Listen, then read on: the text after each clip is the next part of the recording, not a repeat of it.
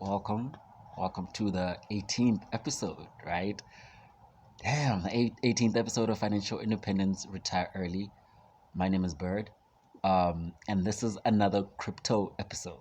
Yeah, but this is a really, really special episode for me, at least, because this is my first viewer request. All right, imagine that. So, I think he's like my most consistent viewer. He at least like has commented in most of my videos, so I believe he is. He WhatsApped me, right, Mahlatse, and then he asked me to speak about the cryptocurrency drop, like in price, right? The crypto dip, basically, or the Bitcoin drop in price, or the basic FUD that's been happening. FUD is fear, uncertainty, and doubt. I don't know if you've seen it around. FUD, fear, uncertainty, and doubt. It's been going around a lot in the cryptocurrency space. So yeah, he asked me to talk about that, give my opinion, and things like that. So that's what I'll be doing on this 18th episode of Financial Independence Retire Early in South Africa with Bird. All right, so I hope you're buying the dip. That's the first thing I'm gonna say, right? I hope. I mean, would be too, but for a lot of us who get like money at the end of the month, you have to wait until the end of the month. So this is, I think, the end of the month. I hope you're buying the dip, right? Averaging in, as we say, dollar cost averaging. So for example, if last month a coin was like 5 rands and this month the coin is 3 rands, you now own two coins for 8 rands instead of 10. And if the price goes back up to 5, you are now actually at a profit of 2 rands because you actually bought two coins at 8 rands instead of two coins at 5 rands, and now the price is back up, right, to 5 rands, and you have two coins at a price of 8 rands. So you've averaged in the cost to be 4 rand a coin, and now you make a profit of 2 rand. So that's one of the beauties of dollar cost averaging, rand cost averaging, or just the general word of averaging in, or the general phrase of averaging in. So I hope you're buying the dip, because believe me, the whales are.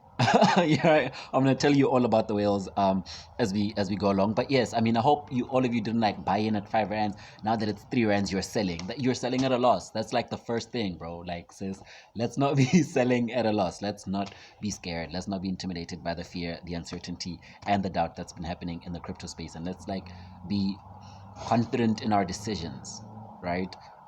Be sure about the decisions that you make. You need to do the right research so that you have the right confidence. I mean, I'm not a financial advisor, right? I do my research and I come and share my opinion with you guys.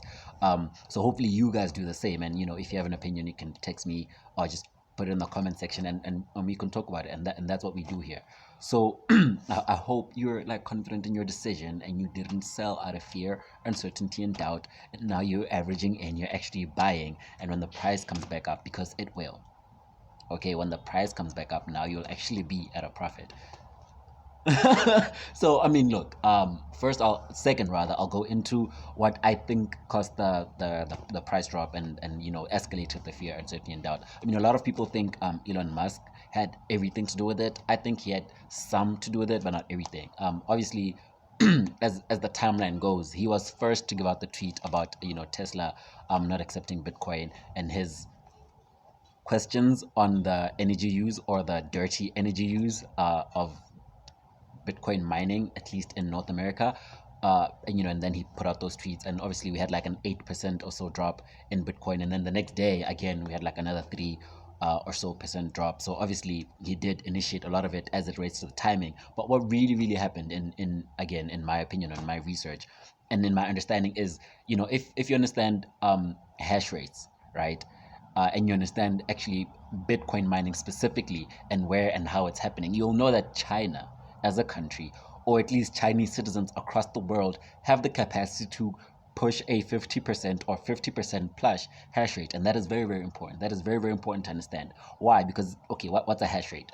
Now, a hash rate, if you're mining Bitcoin, right, which uses proof of work, if I'm not mistaken, where the algorithms have to be completed by the computers with their computing power and so forth. So for example, if you and I were it's the two of us, right? You watching right now, it's the two of us, and we're mining Bitcoin. I'm Satoshi, you're Nakamoto. And there's the two of us. We each have a 50% hash rate, right? We have, like, for example, if our computers also have the same computing power and we're sharing resources equally, therefore we'll put in 50% and receive also equally, right, the profits of the Bitcoin mining. if we include like a third and a fourth person, now there's 4 of us, and we're all each equally sharing the computational power, then now each of us now has a 25% hash rate, right? Because it's 4 of us sharing the computing power equally. And the algorithm solving equally. So we each have now 25% hash rate. What would happen if the 3 of us, right, were to then now combine in in a literal kind of sense our computers and have it as one big rig or one big mining computer or whatnot? Then we actively have about 75% of this hash rate, and then Nakamoto will be left with 25%. Now, this is important because if you have a 50% plus, right, hash rate in mining Bitcoin and in solving the algorithm, that is the only way you can change the ledger. Remember, if you heard me correctly, like in the last video, I spoke about people hacking Bitcoin, but cryptocurrencies or blockchains. But everybody knows that blockchains were created for them to not be hacked or hackable. But how is that then possible? It's because of the hash rate as it relates to creating these blocks in the blockchain.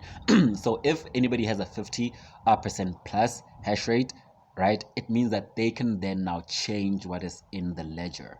Because obviously the computers will go, okay, if a majority of these servers or majority of these algorithms are agreeing that this ledger should look like this, then let's all change it. It's a kind of a democratic way. And that is the beauty and a little bit of the curse, at least.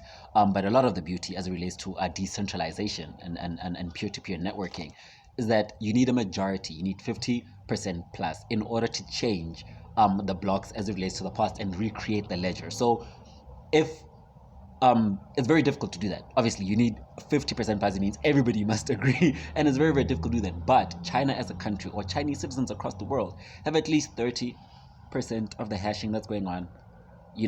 And this is a fact. Like even Peter Thiel, if you know Peter Thiel, he spoke about how this is a national security problem for the United States. I mean, if United States institutions, banks, and so forth are gonna participate in Bitcoin and everything, but you have countries like China, Iran, Venezuela, who then combined, and these are at least economic enemies, for lack of a better word, of the United States. Now, if all of these countries together can have a 50% hash rate plus, then they can change the ledger, right, and give themselves more Bitcoin than they should have, or at least even if it relates to receiving rewards. Now, when you're mining the Bitcoin, they can have more Bitcoin mining. The new Bitcoin that's going to come, they'll have more Bitcoin than anybody in the world. And if they aggregate these efforts, then they can change what's going on. So China as a country has at least 20-30% of the hash rate capabilities in the world. There's a fact. So the fact that 2-3 days later after Elon Musk's tweet, China also started talking about how they want to regulate mining, how they want to ban mining even in some instances. This created instability in at least 20-30% of their Bitcoin mining systems or the hashing across the world. So obviously the price dropped. That is one of the biggest reasons. And this also happened in Iran. And if you understand what's happening in Iran or Iran and Venezuela, these are countries which kind of do not have an economic system because of the destruction by these centralized banks, which is the kind of the beauty of Bitcoin and cryptocurrencies, right? If these banks are effing up, right, then we can create these things to run our own. So a lot of citizens in Venezuela, where there's like a big cash, and I hope Zimbabweans are watching and listening, right? And other African countries, which is the beauty of Cardano, but I'll get into that. Venezuela and Iran or Iran have a strong Bitcoin presence because that is how they can then create at least liquidity in their country to then run their ecosystems or run, their companies and the economy of the country. So Iran also put out a ban or is trying to regulate mining because obviously it uses a lot of electricity. That's the other thing. Look, Elon is not necessarily wrong, right? Elon is really, really right because when you mine Bitcoin, when you mine cryptocurrencies, you buy the computer and the rig or everything that you need, and then you run the software, right? Or you run the programming. The only kind of recurring cost that you have is electricity. Right? You buy these rigs or these computers once off, technically, but every week, every month, every year, you're paying for electricity. So it uses a lot of electricity. It does. It uses a lot of electricity. But because electricity is such a big cost, people are actively driving down the cost of electricity by using green tech. This is actively happening. People are moving to like cold countries like Scandinavian countries and the North Pole and other places, because obviously there's so much heat that's produced by these computers. It's just better and easier to have them in. I don't know actually when I think about it out loud, but because you're going to these cold countries and you're producing so much heat, but it works for the mining rigs, right? So they're using a lot of green technology as it is. And he said himself, Elon Musk, that then they should talk about it more, because if people don't know, then people complain. And if Elon and the shareholders are against Bitcoin, then like he'll lose no matter how much he loves cryptocurrencies, because if the shareholders don't know or don't understand that actually cryptocurrency people are actively seeking green technologies, because electricity is a big cost problem as it relates to mining cryptocurrencies. But yeah, that's what happened. China, Iran, they started banning mining. And I mean, even if you look around, Chinese people are selling their rigs. I wish I had mining, guys. Can somebody buy me a rig? I'd like to get into I'd like to get into mining, because these people are selling their rigs because the country is banning mining, right? So there's like an overabundance of people selling secondhand mining rigs in the Chinese online markets, so we should get into that. But yeah, he was right, Elon. China banned. I mean, Elon tweeted, China started banning, so the price went like boom, went really, really low.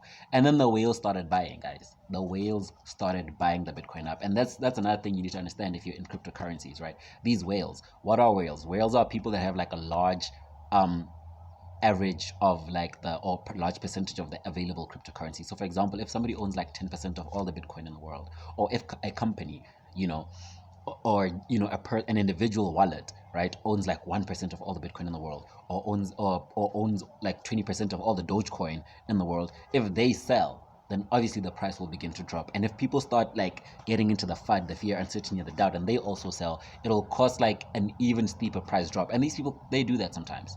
They actively sell so that you people get scared. Excuse me, so that the rest of us get scared, and then we sell, and the price gets lower, and then they buy. So effectively they reverse, or even they average cost in, because they sell at 10 rands, right? The price goes down to like 6, because everybody now selling because they're scared. Then they have 10 rands because they sold. They buy like 1.5, because now he has 10 rand and one coin is 6 rand, so he can buy like 1.4 coins. But he actively sold one coin for 10 rands. So they kind of do this a lot. They actively use the price action movement against us, and they use the fear, uncertainty, and doubt by dropping the price of these cryptocurrencies by selling. And we get scared, we panic sell, the price drops lower, and then these whales, they gobble it up. And I don't know if that's where it comes from, but yeah, they do that. They gobble all this ish up, man, and they take all these coins for themselves, and we're left there with negative bank balances, because we sold out of fear. You bought in at 8 rand because wabona, like it's going up, and then it gets to 10, you're like, oh yeah, nice, and they sell, and then it gets back to like 7, and you're scared, and you sell at a rand loss. You lost a rand because of your fear, uncertainty, and doubt. So be confident in your decisions if you're going to invest, and be patient, and trust the process, because these graphs are going to move like this, but they're going to move like this as they go up. That's what happens. They're going to go up and down, but over time they're effectively going up. And that is why even your investment approach should be a medium to long term. Shouldn't be short term. Like, sell some stuff if you need like short term returns. Buy some stuff to sell, and then you get short term returns. If you're investing, you're going to get medium to long term. This is months to years. Okay, so let's not be so fearful. Let's be a little bit patient, and let's be confident in our decisions, and wait it out and ride it out. And actually average in and buy more coins, and then over time, when the price goes up, we make a nice profit. You know what I'm saying? But the beautiful thing about this crypto dip as it happened, right, is I also kind of realized that this industry is kind of getting mature. And what I mean by the cryptocurrency industry getting mature is we kind of saw the cycling out of Bitcoin. There were a few companies or a few coins that actually survived the dip. If you look at Cardano actually hit its all-time high right before the dip and didn't get like a 50% drop like other coins. It probably did like a 20% drop, right? So it means it kind of survived the dip. Polygon or Matic, which is like an Indian blockchain company with its own coin, it actually went up hundreds of percents. We have other meme and shit coins, as people like to call them, Shiba Inu and so forth. They did 1,000% safe moon. They did 900% profits right in the middle of this crypto dip. So this basically, people are understanding that Bitcoin is not the beginning and the end of cryptocurrency. Ethereum is not the beginning and the end of cryptocurrency. Neither is Cardano, right? We can create our own coins. This is for real. Like you and I tomorrow, Satoshi Nakamoto can create our own coins and get like a 800% rise in profit in like months, and jump out if we want. or stay in, if we want to actually create a real thing out of it, because they are companies like I said, Cardano, Polygon, they are creating real systems, they are creating real ecosystems, around Bitcoin, around cryptocurrencies, and that is why they're surviving, and that is why people are cycling out of Bitcoin or just unbundling out of Bitcoin, because Bitcoin, yeah, there's whales, there's regulation, there's so much that's happening, there's China, there's Iran, there's so much happening with Bitcoin. It is volatile, and if you've studied the graph, right, like I'm new to cryptocurrencies, right, I'm months in, but I studied the graph, and Bitcoin does have these big dips every 4 or so years, at least as it relates to the halving, right? Bitcoin halving, where the hash rate is going to be cut in half, the amount of rewards you're going to receive when you're hashing is going to be cut in half, right? That is Bitcoin halving, where the amount of Bitcoins you're going to receive as rewards for mining is going to be cut in half, because Bitcoin does have a cap. So it's going to have to stop at some point. So they effectively slowly slow down the amount of Bitcoin that is mined, so that they can effectively halve it, or eventually stop it, so that there's then the 21 million Bitcoin that's going to be in the world. But other coins don't have that, right? Dogecoin and SafeMoon and other coins don't necessarily have that halving process, because they are infinite, right? But if you understand the graph and you understand halving, you're going to know that we're going to have like 50% price dips. But over time, like, people, in a year you're going to do 300%, and in like 6 months you're going to do 50% down, and you're going to be scared. Like, you just did 300% over the year, we'll go 50% down. Now the people that are scared, that get into this fear, uncertainty, and doubt, are the people that came in at the top and are looking for short-term returns. That's who gets scared. But people who are riding the wave understand that it's going to go up and down, man. And that's really, really what I can say about what's been happening. I hope I've kind of been clear about the strength of the Chinese mining ecosystem and community, Chinese citizens in and out of China, across the world, right? And other countries like Iran, Venezuela, people that are actively using Bitcoin and cryptocurrencies in their countries and the economies in their countries, they are like working very hard to mine this. And if their countries say, hey guys, 1212 jiggy jiggy, then obviously it's gonna like affect the amount of coins that are being created, the amount of hashing that's happening, the amount of solving of these protocols, confirming transactions, what's this thing that, basically, yeah, just as it relates to the mining and the rewards, right? Because now half of these computers, or 20% of these computers, 30% of these computers are now like insecure about what they're going to do in the next couple of months, because their company, or their country rather, is cracking down on them, right? So yeah, that's really, really the biggest thing. And the timing at Elon was just like really, really bad. But who knew, right? You never know, right? And then yeah, it caused this big dip, and everybody got scared, started selling even other coins. So it created an entire downward spiral. Plus, if you understand also the stock markets, especially in tech, they've also been having like a downward spiral. So that also kind of fed into each other, right? Tech stocks are down, um, cryptocurrencies are down. So it seems like the future, or technologies and companies and all these platforms and things that are focusing on the future are kind of down. And that's just like what's been happening. It's a cyclical thing, I guess. People are investing in other kinds of safer dividend stocks or whatever. You know what I'm saying? And people are avoiding paying tax in America also, because the tax rate might be moving to like 40% or something. So that's, all of these things are like kind of feeding into each other. But it's gonna last maybe a few months. Just keep buying for the next few months, if that has been your plan anyway, right? And then over time, in the next couple of years, in the next year or so, things will level out. Especially when the halving happens, the price is gonna shoot up like another 200%.